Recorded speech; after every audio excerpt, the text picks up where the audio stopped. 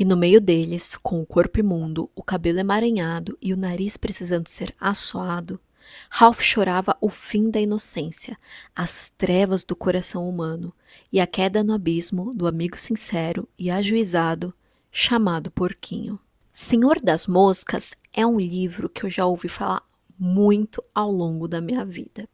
A primeira vez que eu tive contato com a obra foi durante a adolescência, que eu estava lendo uma série infanto-juvenil com temas de ficção científica, de fantasia, sobre uma cidade onde todos os adultos desaparecem.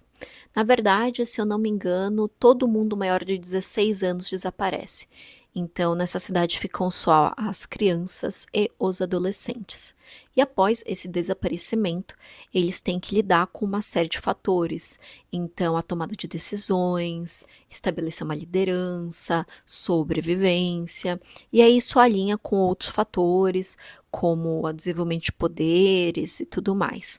E na sinopse do livro dizia que ele havia sido fortemente inspirado por Senhor das Moscas, que é um clássico, que inclusive já foi adaptado, acho que para 1 ou 2 filmes e para uma série bem recente, que foi, acho que feita pela BBC, não tenho certeza, mas que teve seus direitos comprados para exibição no Brasil pela Globoplay, apesar de ainda não estar disponível. E aí, no final do ano passado, eu e minhas amigas, a gente fez a nossa limpeza de estante anual, onde basicamente a gente vai no nosso acervo e vê aquilo que cabe e aquilo que não cabe mais. Então, todas aquelas obras que já não fazem mais sentido estar ali, a gente costuma doar, trocar, vender.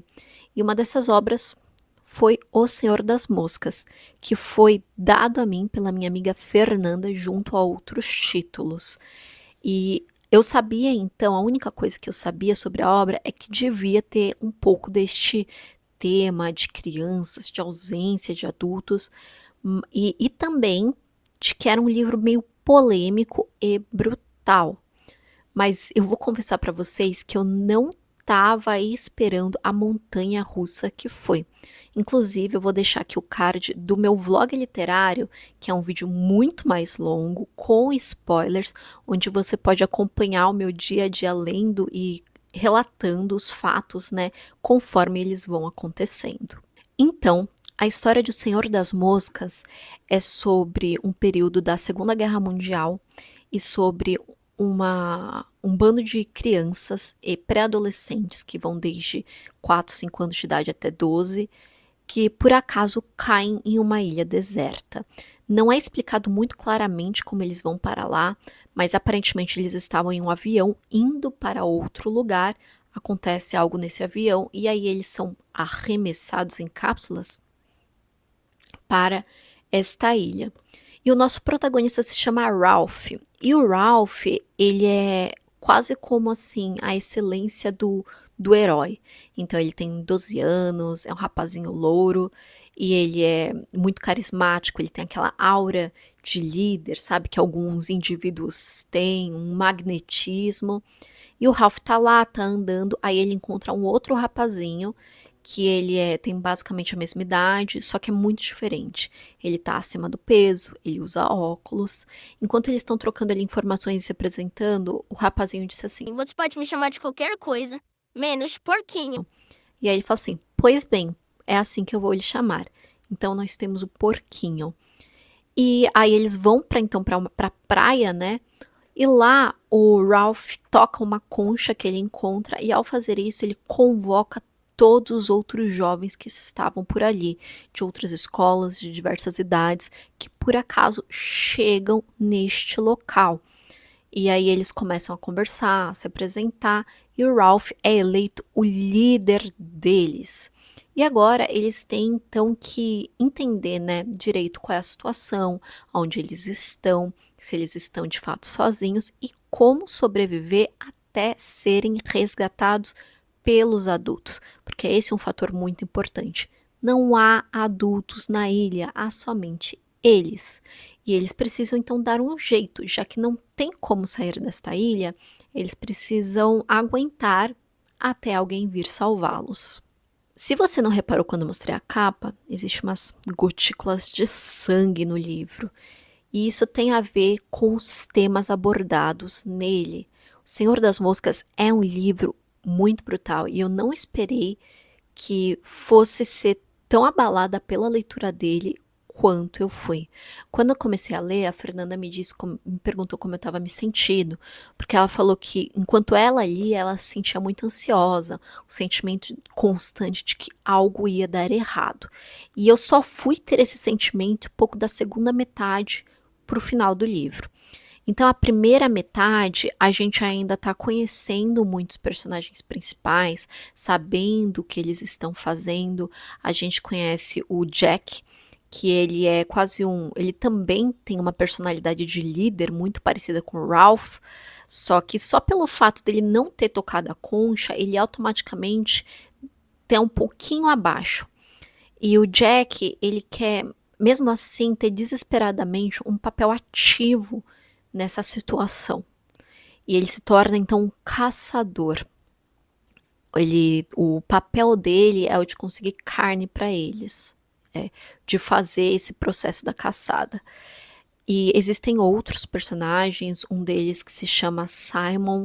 O Simon é descrito como alguém esquisito, estranho, apesar de eu ainda, mesmo depois disso, não entender o que realmente tem de tão estranho no Simon, porque eles falam assim, é porque às vezes ele se exclui, às vezes ele fica mais no cantinho sozinho. sei lá. E tem as crianças, tem todo um nível de criancinhas menores, mais jovens, que são consideradas praticamente inúteis, porque elas não conseguem se concentrar em absolutamente nada. Mas essa primeira metade do livro a gente está entendendo isso. E também está entendendo as medidas que eles tomaram para aguentar naquela situação deles. Então, como eles fizeram a questão de água, de comida, de fogueira, de moradia, né? Todos esses hábitos, esses processos. E assim como aconteceria em qualquer tipo de situação normal, os conflitos também começam a surgir, porque apesar de o Ralph se estabelecer como autoridade, como líder, né? Principalmente quando a gente tem em crianças, eu acho que isso vem muito da minha experiência como bibliotecária que já trabalhou no ambiente escolar. As crianças, os jovens, eles vão tendo a noção de autoridade, mais por observar os outros do que instintivamente. Então, eu sentia que, por exemplo, assim, crianças menores têm ainda um pouco mais de dificuldade de entender a questão de autoridade. Eles têm muito a questão dos pais, etc. Mas isso vai causando neles, assim, eles não entendem bem o porquê deles terem que obedecer. Aí eles vão envelhecendo um pouquinho, isso melhora, e aí chega a adolescência, e aí volta o questionamento. Por que eu preciso obedecer? Então aqui a autoridade é muito complicada, porque ela não vem nem de um adulto, ela vem de uma outra criança.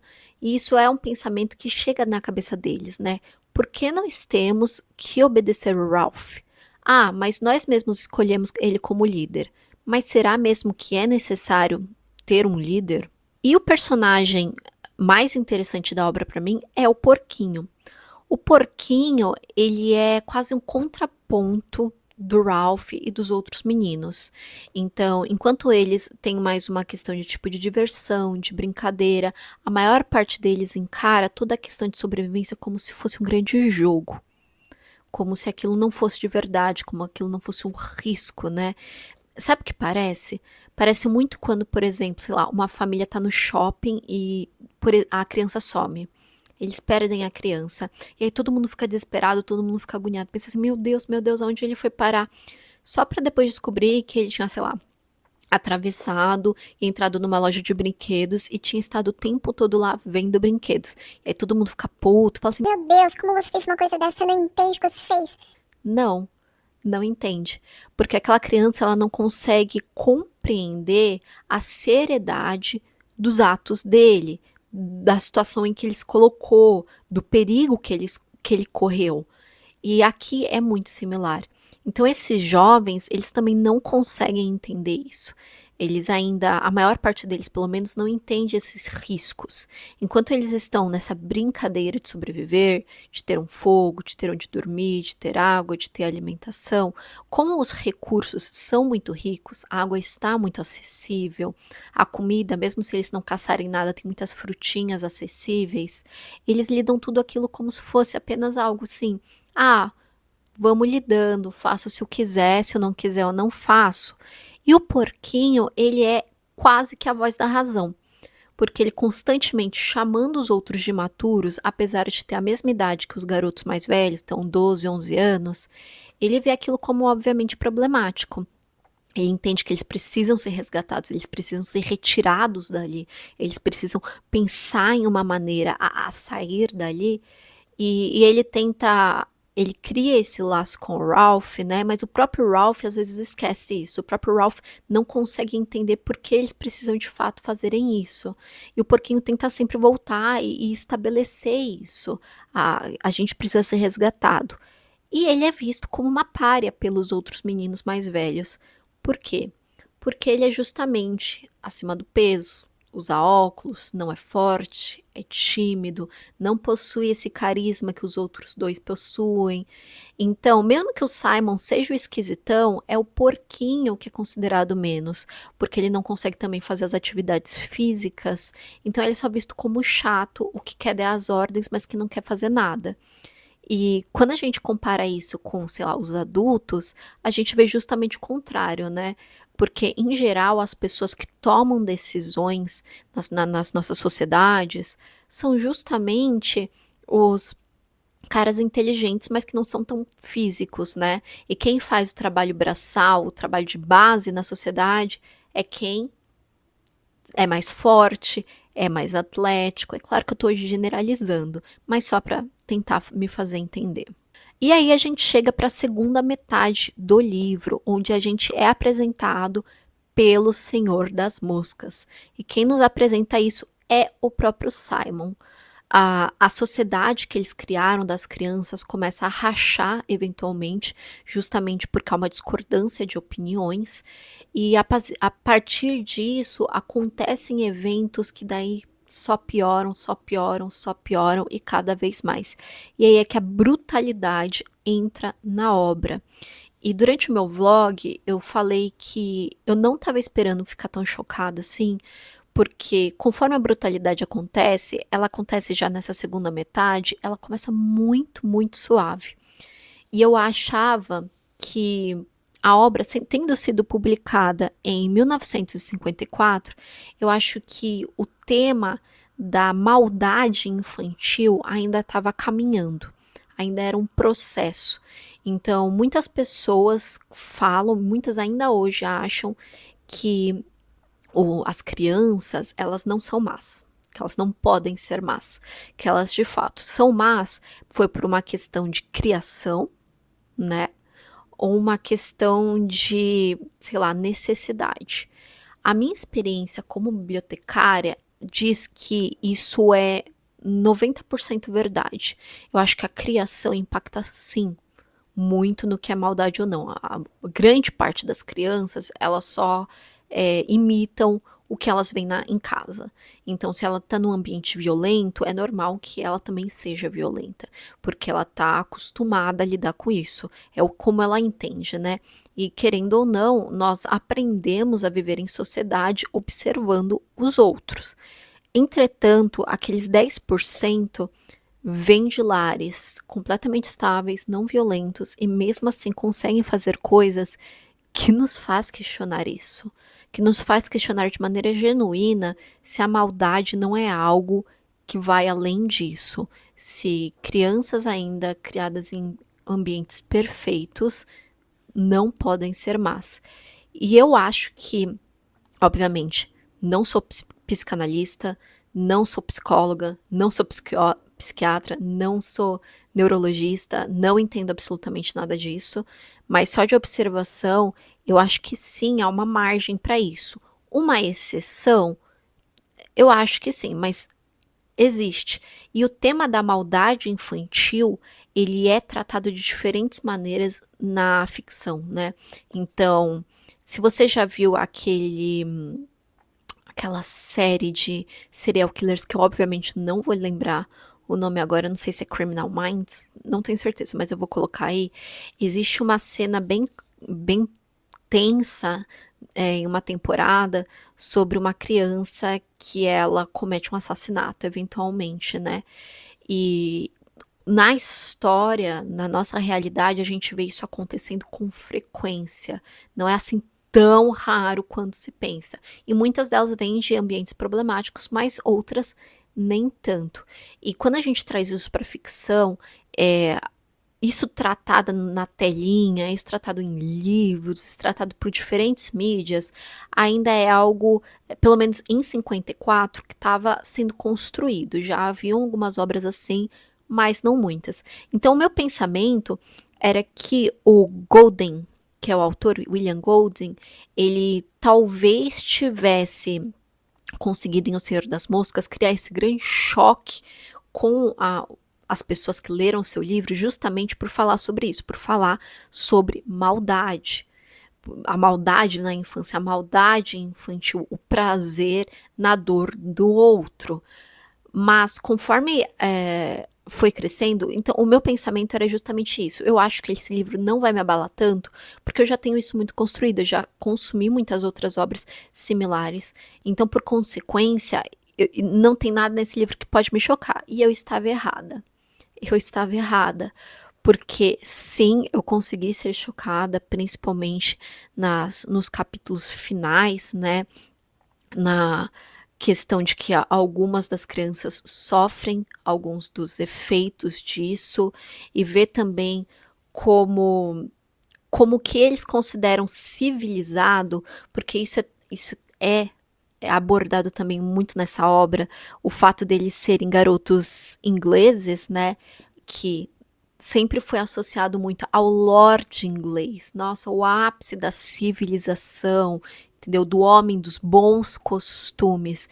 De repente, eles serem levados aos extremos, né? Ao ponto de fazerem coisas que eles jamais fariam se eles estivessem em uma cidade normal, se eles não estivessem neste ambiente tão propício à não punição, mas também a uma coisa quase lúdica, porque como eles não consideram tudo isso que está ocorrendo ao redor deles como uma coisa real, como isso ainda é tudo uma grande brincadeira, um grande jogo, então não importa se acontecer algum mal, porque quando o jogo acabar, tudo se reinicia, não é de verdade, não é mesmo?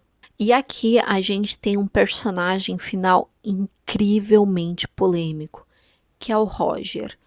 E o Roger, ele é basicamente a evolução daqueles 10% que eu acho que é uma certa maldade que pode haver sim em crianças, não porque eles são crianças, mas porque eles são indivíduos.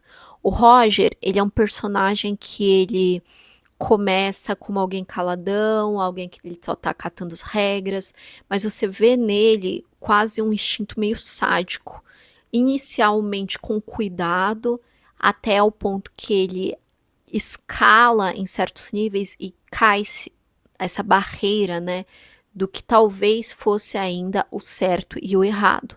Porque a gente sabe que certo e errado são construções sociais.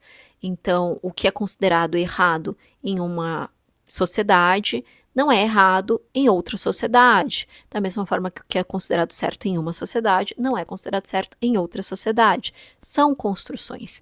E quem nos diz o que é o certo e o errado, quando somos crianças, são os adultos, são nossas figuras de autoridade. E nós seguimos isso. E uma coisa que existe com constância quando a gente lida com crianças, com pré-adolescentes, é o de uma criança cometer alguma coisa contra outra.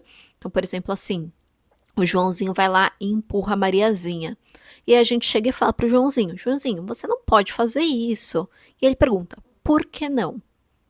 Porque é errado. Mas por que é errado? Porque você tá fazendo mal a ela. mas eu achei divertido. Se eu achei divertido, isso não é bom?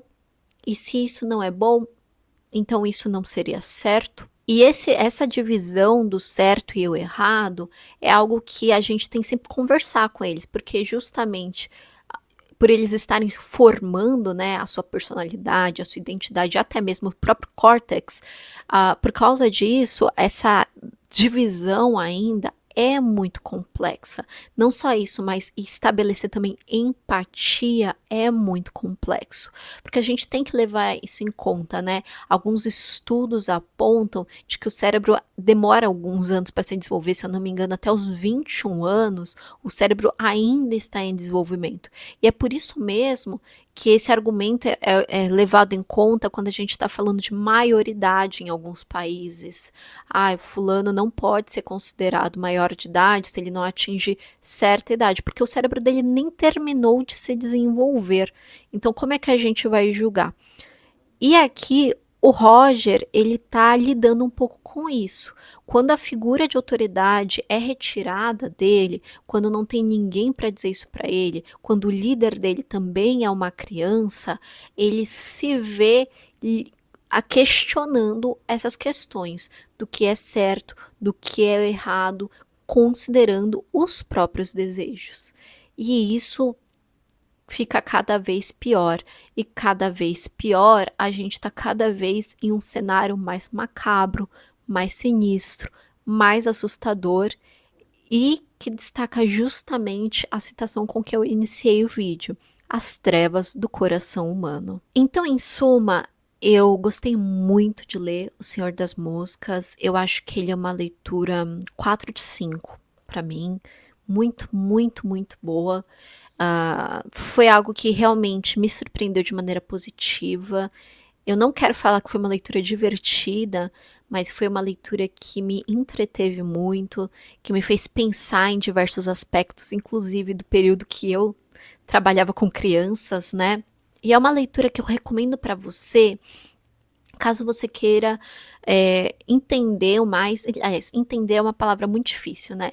Caso você queira pensar a respeito desses temas, sobre a construção do indivíduo, a construção da sociedade, debate sobre filosofia, sobre ética, sobre o que é certo, sobre o que é errado, e como a natureza humana pode ser levada aos extremos, independente da idade, sobre a questão de autoridade, de liderança e também sobre maldade. Eu acho que O Senhor das Moscas é um pouquinho sobre tudo isso e ele consegue entregar um resultado muito bom para esse tipo de reflexão. E com certeza me deixou com muita vontade de assistir a nova série. Então, quando ela finalmente chegar aqui no Brasil, eu com certeza vou assistir esses episódios e aí, quem sabe, eu trago um vídeo só falando sobre a comparação de série e livro e se eu acho que ela vale a pena.